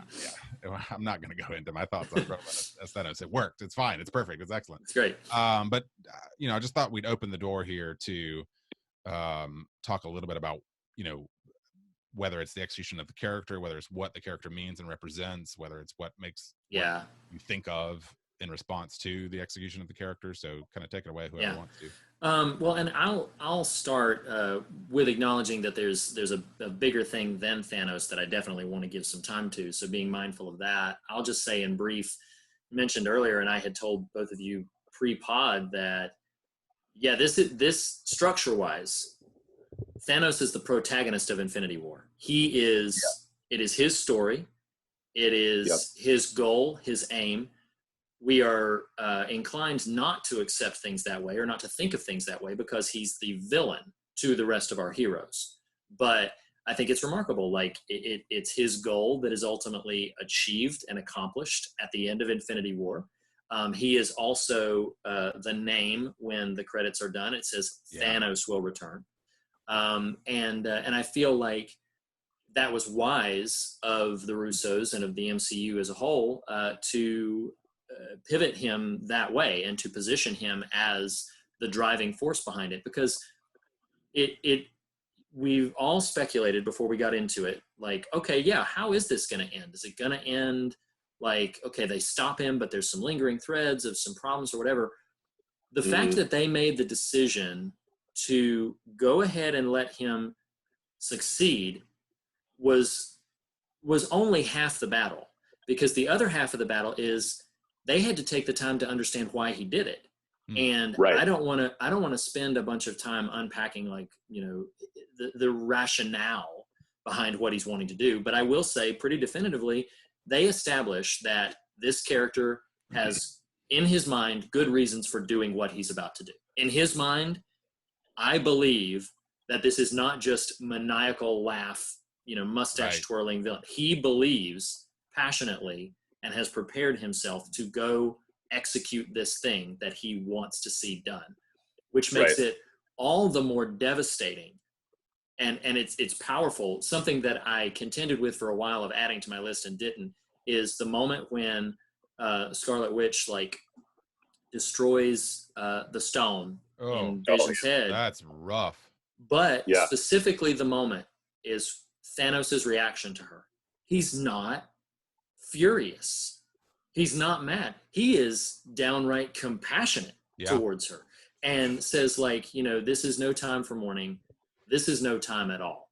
Yeah. And the peace that villainous character has arrived at in that moment is staggering. And so then when he accomplishes what he accomplishes, and then we begin to see the characters dust away, it's such an earned moment. It's such an earned and effective piece of storytelling that because we have spent so much time with Thanos. That's my piece on that. I think what's one of the things that's really remarkable about that scene in particular, and you've already said a lot of the substance of what needs to be said about Thanos, but that scene in particular, it complicates things in the following way. Wanda has just ended Vision, and you're right. There's no guile in Thanos when he kind of touches her hair and says, "I know what that feels like." Right. And she says, "You could never know." And actually, she's wrong. Right. Now, he does know. Right. That's the thing. You can know that how this person is going about this thing is wrong. You can know that it is morally not the answer, and yet you can be wrong about that person all the same. That's the remarkable complexity about a moment like that. Actually, Wanda, you don't know. You don't know the fact that actually, yes, he's very well acquainted with exactly what you're feeling. Sure. Yes. But that doesn't make what he's doing right.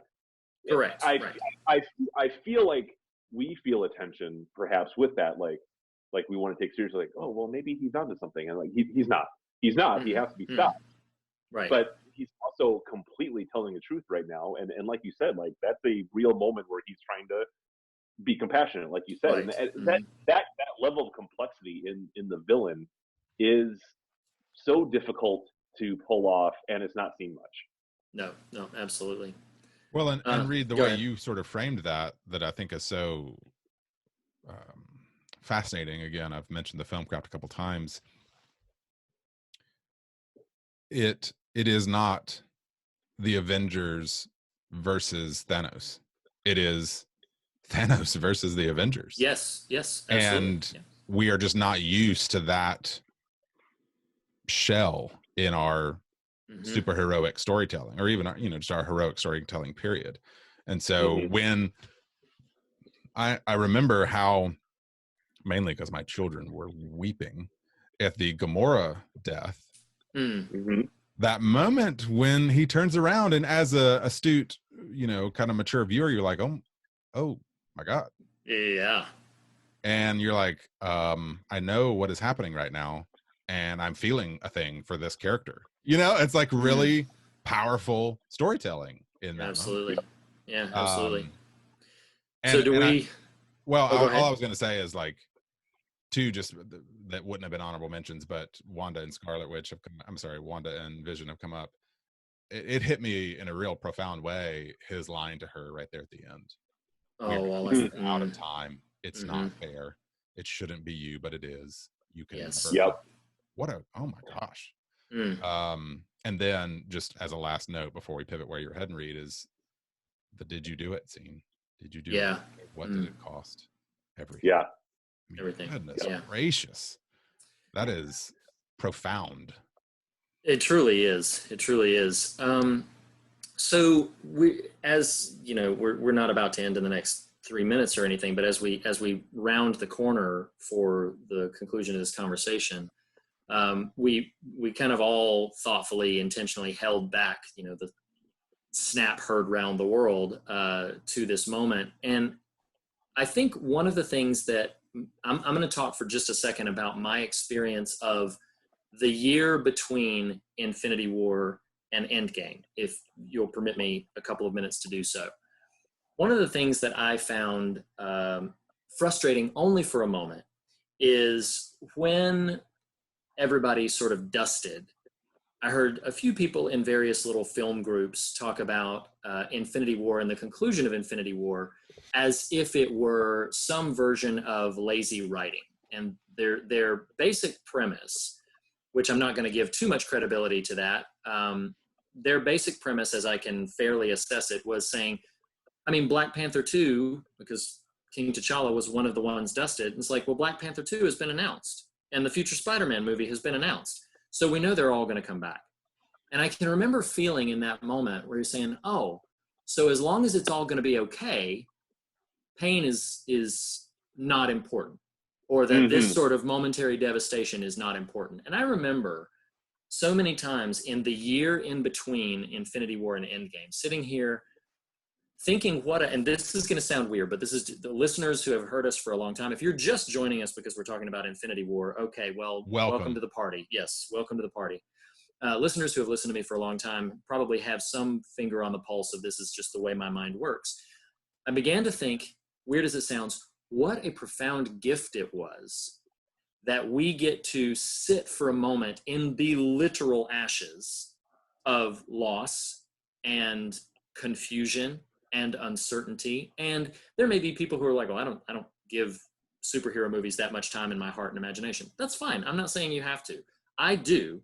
And this is how it hit me, is because I was sitting there thinking, wow, yes, there is probably a really good chance that in Endgame all will be made right, but I don't know how. And I do not see the path forward. So all I'm left with right now is, to your list entry, Ian, Cap sitting on the ground going, oh God, like that's all I'm left with. And so naturally I'm, thinking of spiritually minded moments and biblically minded moments and all of these different things that sort of sat with me like, this is what hurts. This is what's hard. We can ideologically know it's all going to be okay. And that may bring us any varying degree of comfort. but we too little reflect on, and I've said this in different contexts before, but I think it quite often. When people rattle off stories from the Bible or stories from culture or from history, we forget that people in the midst of the story did not know how the story was going to end. Mm-hmm. We forget when we talk rather passively about the 3 Hebrew children being thrust into the fiery furnace that they did not know that they were going to make it back out. Daniel did not know he was going to emerge from the lion's den. They did not know these things. They are experiencing the story as it happened. And in that same degree, we sit with in a place like Wakanda and watch all of that devastation. And they didn't know. I mean, the look on Tony's face after Spider-Man has disintegrated in his arms, they didn't know. For them, this is it. Like, that's silly that my ear just fell off. Talk about undercutting the gravity of the conversation. Listeners are really concerned for you right now. But like, for them, that's the end of the story.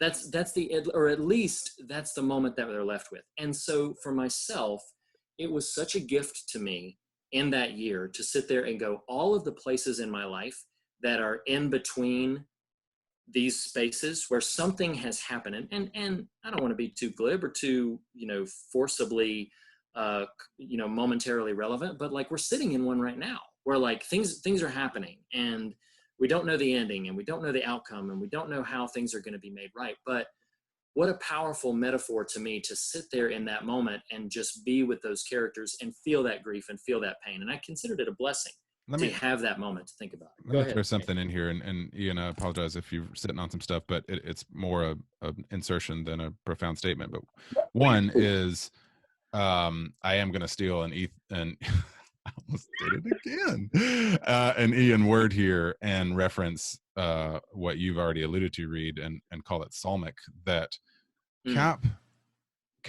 One thing I find beautiful about the scripting of that moment is he does not say our colloquialism, "Oh my God." He says, "Oh God." Yeah, and it's revelation and lament all wrapped up in one, and it's devastation. And this is not closing the door whatsoever on the movie, but it is pulling the curtain back on the big why I talked about. I referenced at the top of the conversation, and that's, if you listen to The Fear of God long, you kind of know where some of the places these conversations can go and where we reach for. And Reed, just without naming it, referenced this moment we're in, and we'll blow this up. We are recording this in the middle of 6 weeks in to, depending on where you're at on the globe, maybe it's even longer, this sort of lockdown, quarantine, whatever word, shelter in place, however we want to describe it. And so much of, I remember conversations at the front end with colleagues who are like, "Oh, it's going to be 1 or 2 weeks." I'm like, I just don't know that that's true. And this moment that we hadn't gotten to yet, and many have still not, of saying, "Oh God." Yeah. And wrestling truly through the corporate sorrow and grief and pain that is taking place if you would just open your eyes. And so I had approached Reed to, again, fill in a little backstory here. I had approached Reed. I was like, how do we engage this? And Reed had been circulating on some ideas, and we won't go to the specific of that yet. But at the same time of me pondering this, I was listening, again, listeners, if you're with us one episode, I reference Richard Rohr a lot. And there's a recent episode of his on Another Name for Everything, where he talks about this experience we're having as a global initiation. And Rohr had done a lot of work in the early 90s on cultures and their initiation processes. And there's 5 tenets I'm going to throw here because they're as applicable to us as they are to the Avengers. And these 5 tenets, and we're going to leave them there as concepts, although talk about some of this more, is 1, life is hard. 2, you are not that important. 3, your life is not about you. 4, you are not in control. And 5, you are going to die. Mm-hmm. And I was mowing the grass when I was listening to this, and I was so arrested with just that sobriety. And, you know, Reed and I talk a lot on the show about not being reckless and that being a big deal, but also now wrestling with the very real truth of the ephemeral nature of our biological life.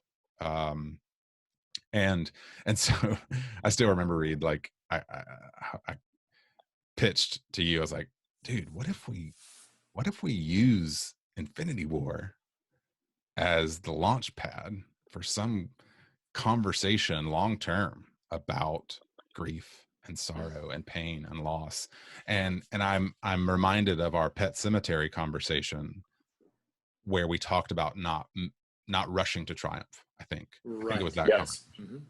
and how much this colleague of mine 6 weeks ago, and so much, I mean, gosh, there's probably a half of America still, if not more, if not around the globe, but half of us are still like, no, it's just a thing. It's going to get past us, and we're going to move on to business as usual. And how in error as humans we would be to adopt that position.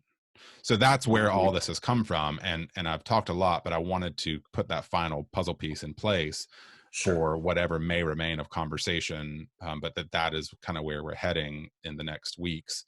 Ian, do you have any thoughts kind of relative to all of this? Yeah, I do. Rohr's talking about, you know, initiation and summarizing in those 5 points. I think that a lot of people would, you know, describe that as being destabilizing. And I don't think that that's incorrect, really. But what I think the deeper truth about it is that the world is already, if you actually listen to what these 5, you know, primary points are, the world is already fundamentally unstable. A lot of the order that we perceive in our lives is arbitrary and papers over those cracks. We try to live in denial of disorder that is, like, not just prevalent, I mean definitive of our existence. And that's why, you know, Reed, you know, if it was John Piper saying that this ending to Infinity War was a blessing, I'd say, dude, get out of here. We don't need that. But you're not. And I don't know what new people we just lost, but I'm okay with it. But that's because there's a world of difference between what he's saying, which is essentially, you know, like hug the cactus, you know, like get the talons deep in you. Yeah. And what you're saying, which is like, the talons are already deep in you. The cactus is already attached. Yeah. Comfort is good when it's rooted in something real. There's all sorts of bogus comforts. There's anesthetics that we talked about in the Dr. Sleep conversation. So, like, it's not like all comfort is good, right? There are comforts that paper over the unstable universe and let us chug along on merely biological life, telling ourselves, assuring ourselves everything's fine, everything is essentially predictable, and this is fundamentally about you. In talking about this, like, it's just that I want to say no to a type of school of faith that says, like, it's not about you, like, because there's only a relative way in which that's true. Like, in a very real sense, it's not. And the way to genuine substantive freedom is in recognizing the truth of it. It's just that by accepting that truth, you're not thereby saying you're not important, or you play no part, or you're insignificant. That's not true either. It's just that you are not the emperor of what is. What is doesn't orbit your consumer desires or your need to carve out some kind of predictability to the universe. The universe will bite back, and things are not the way they're supposed to be. And I feel like Nathan mentioned it before, but what Vision says to Wanda, like, it's not fair. Yeah. I feel that's the banner over Infinity War in a way. Like, what does it have to tell us is, like, this isn't fair. but this is the Yeah. way it is. And it's, I don't know, I love that Vision is trying to comfort her in saying it, and that's what Yeah. I want any listener to hear too. Like, this isn't just Thanos worships will, right? That's what he right. talks about the most. Like, I'm the only one with the will to see through the hard thing. It's not about will. Your will fail you. You only have to look at every last New Year's resolution to know that your will fail you. And Vision isn't kind of like rubbing her face in how this isn't fair, but it's the way it is. It's just that we can keep talking about a better way for this to be, but we have to grapple with the way this is if we're going to do anything that means anything. Right. Well, I think you're. That's the manner of this film. Yeah, and what's just popping off in my brain is this. Our impulse, and listeners may feel it, but the three of us, our impulse is what? To rush to Endgame. Yes. Yeah. Oh yeah. But we can't. No. And that is the truth of faith. You don't get to, as the phrase you used, Ian, of paper over this. And honestly, and this is not a thing I have fully apprehended, so I speak it more confidently than I feel it. Honestly, to your language, Reed, what a gift to know you are not in control and you will die. Because, without rushing to triumph, but it kind of, it's that sort of cease striving mentality. And I think applying some of these principles real big mythologically to the film Infinity War is dread it, run from it. It finds them, and it doesn't mean, I don't want to get so granular like, oh, should they have not fought against it? That's not the point. The point is, once they fail on Titan, they fail. And what a powerful bit of storytelling, what a powerful teaching moment, which is a dumb phrase, but is what came to me. Like, it is, we would do well and be wiser for it to adopt and learn and grow and recognize it is in failure that we must sort of live. Yeah. I don't know. Yeah. Well, because you cannot, the difficulty that we have, and you can feel it in the way people are talking about the present moment we're in. We have, culturally speaking, and I'll speak as well what my view of the church by and large, I would say this about as well. We have lost the framework for how to grieve. We don't know how to do it.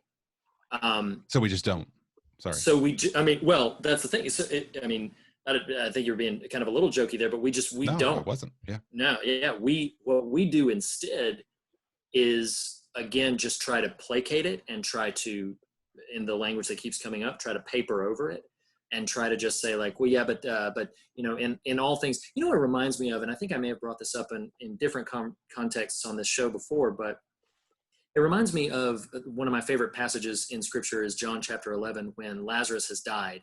And when Jesus gets there, I love the differences between the way Mary and Martha respond to him. Because Martha, when Martha responds to him, she goes and she tells him, like, if you had been here, my brother would not have died. And then Jesus says back to her, your brother will live again. And then she says this remarkable thing, because she says, like, yes, I know in the end, in the last days, he will be resurrected.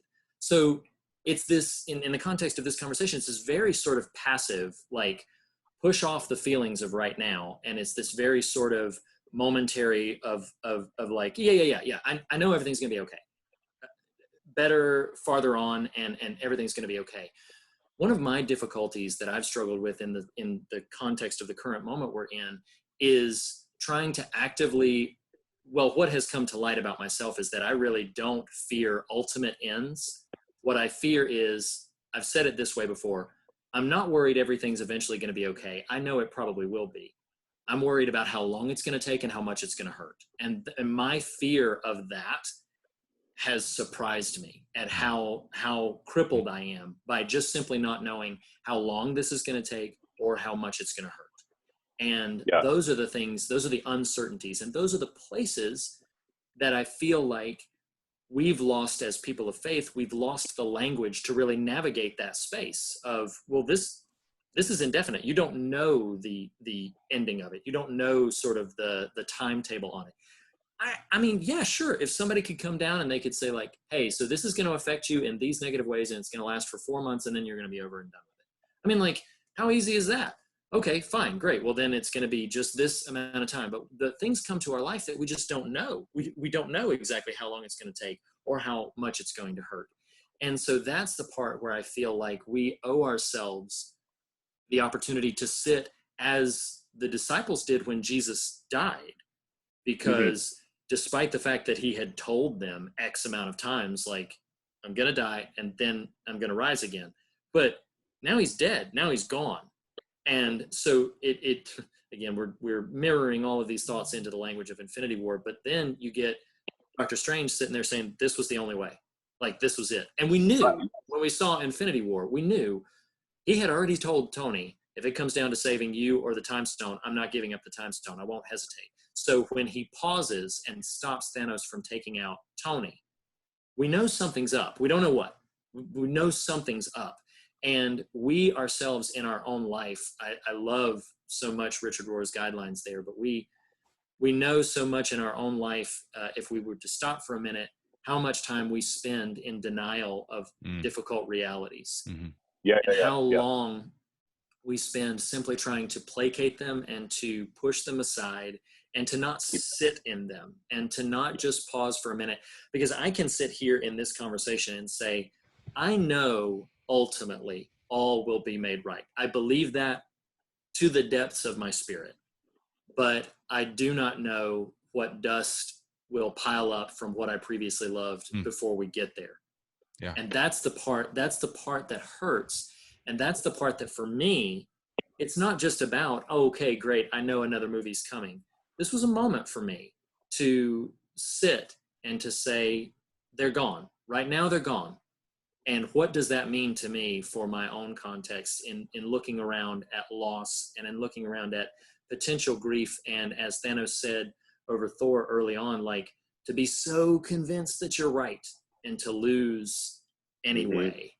And it's something we all must face. It's a passage we all must transition through in some context at some point in our lives, and faith can be very helpful to that. And we so rarely take the opportunity to allow it to do that work in us. We don't lament as we so frequently could or should, and we've just forgotten how. Yeah. Reed, if I can, I'll try to be really brief, but what I'm thinking of as you're saying all this is like, yes and amen. And I think of how I've been alarmed by some like public Christians in the last few weeks who kind of disparage the cost in lives due to COVID, using the logic of like ultimate ends. And I don't want to. I think there's something to like talking about how like pie in the sky hope can make you oblivious to what's around you, and it's not because I'm not trying to disparage the reality and the hope of existence beyond the sphere of our time and place in current fallen conditions. I'm not trying to disparage. What I'm trying to say is that if you are a Christian, what you ought to like hold on to and affirm is that life is good. Life, not just the qualitatively different kind of life that is yet to come. The life that you and others have right now is a gift and is good and is to be protected. It's not something to be glibly tossed off as like, well, that could be an expenditure and well, that might be lost, but oh well. And I've been alarmed by hearing like some high-profile Christians speak about it that way. With like, that's the horror of, like, as you invoke the crucifixion, or the horror of, I mean, a prophet being sawed in half, it's because that is bad. It's because death is bad. Mm-hmm. And it is not just automatically like brushed aside or made okay because one day this, like that might be your only anchor sometimes in the darkest moments. Right. But you cannot just pretend that your 80 years and 10 or anyone else's are not actually that important. Because one day, ... This matters too. And the loss of now, this is no time. When that becomes real for some people, that is a tragedy and that is devastating. Mm-hmm. Well, and Ian, I'm gonna surprise you here. Something you said, if listeners are new because of Avengers and Infinity War and like, who are these guys? Ian shows up semi-routinely, notably on our Quarterly Kings and occasionally otherwise, but you've made a couple comments over the years that have really kind of reverberated through my spirit, and one of those that you just repackaged here is the phrase "the gift of your life." And I don't remember what conversation it was, but it really just registered hard for me the time I heard it in conversation with you, and man, what a necessary truth.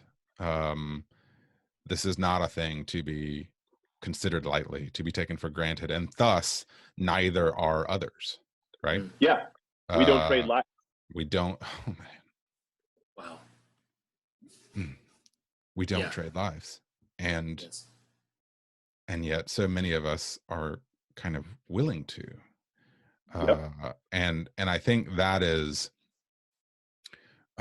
where we on the fear of God are trying to rest in the coming months, is that we consider it a gift and do not trade lives.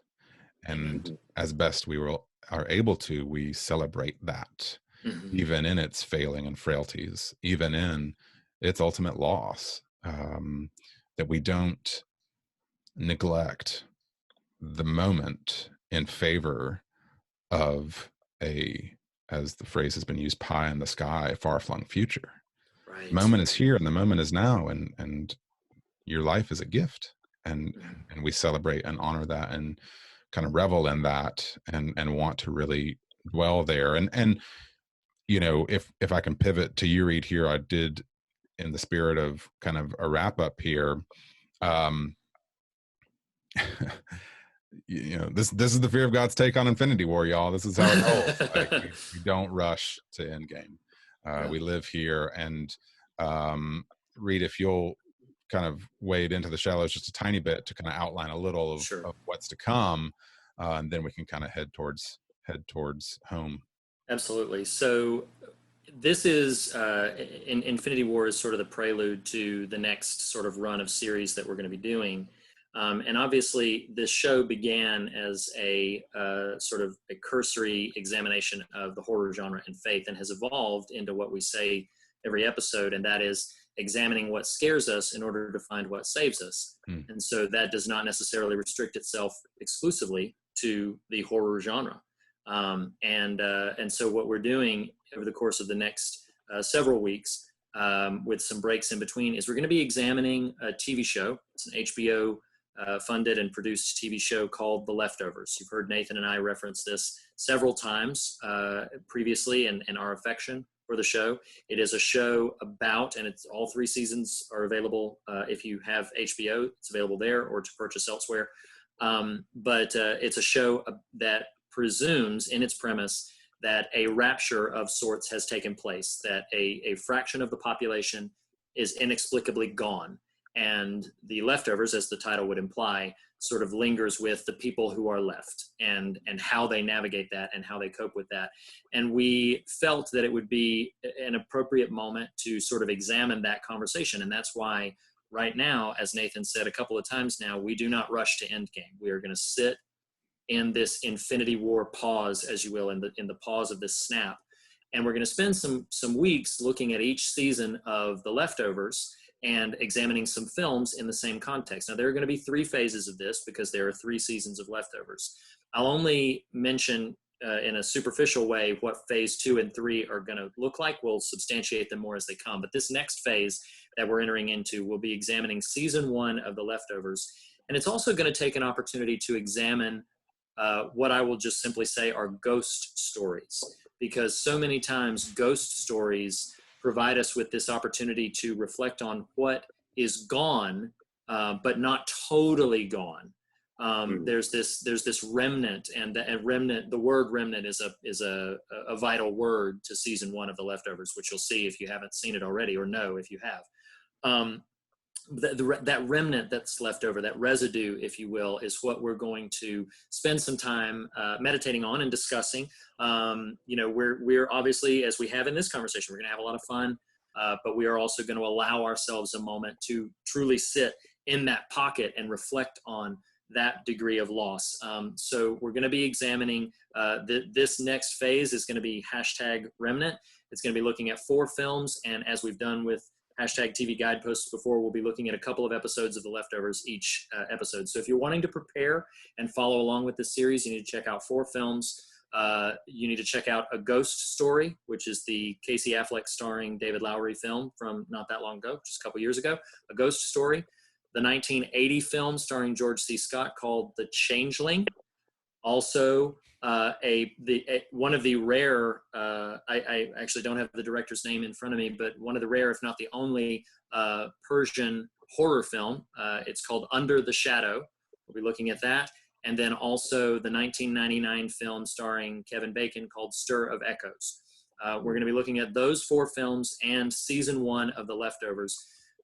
Phase 2 will bleed into subjects more about apocalypse and what it reveals to us. We'll tell more about that when we get there. And then phase 3 will be looking at elements of closure and basically looking at the ways that trauma and grief can kind of become a way through which to see ultimate endings for us, a way through which we can process where we are ultimately headed, and as we've talked about in this conversation, how long it may take us to get there. So that is what this is the prelude for. It's B-sides. Hopefully we've had a lot of fun in this conversation. We've also touched on some very weighty and heavy things, but that is what you are in store for at least the next 5 weeks as we enter into season 1 of The Leftovers and those 4 films that I mentioned. So we invite you to join along with us in that journey. We certainly hope you will. Reed, thank you so much for unpacking that for us. I am both,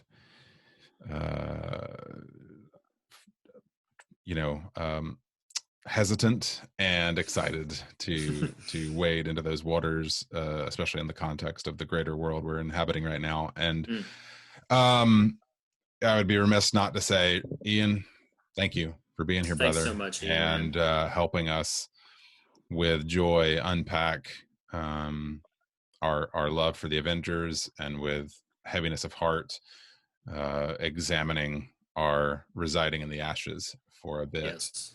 It's an honor to go down in the fight with you. Yeah.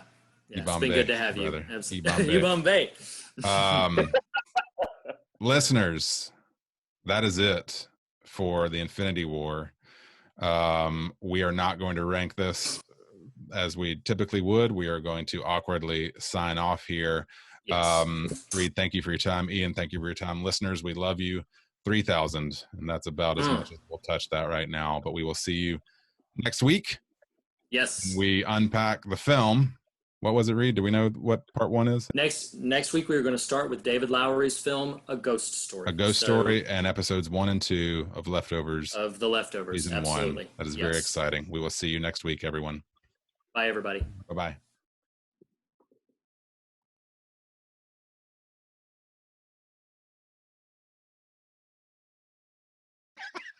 Do you know where to come in, Ian? Now I forgot where it was. Thank you, but some call me Ethan. Not yet. Not yet. They don't. You dope. No, it's good. Let me do it again.